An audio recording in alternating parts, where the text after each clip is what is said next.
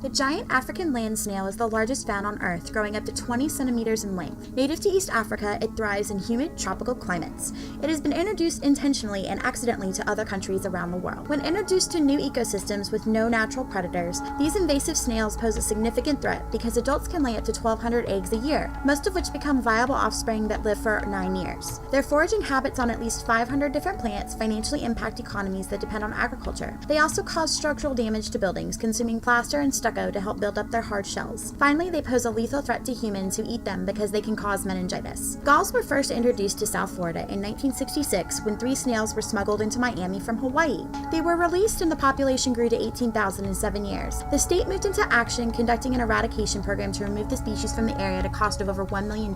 All snails were eradicated by 1973. In 2011, the U.S. Department of Agriculture was notified by the state of Florida of a possible galls infestation in the Miami area. After making a positive ID, the state established a new eradication program which went door to door to collect snails and treat lawns with insecticide known to kill them. Approximately 150,000 snails have been collected by state officials in cooperation with private property owners at 24 different sites in Miami-Dade and Broward County. The species cannot be declared eradicated until 2 years after the last individual is found. Galls are expected to spread throughout the southern states, becoming a very serious agricultural pest and disease carrier that will affect tourism and tropical destinations. The invasion must be delayed for as long as possible through eradication programs like the one in South Florida.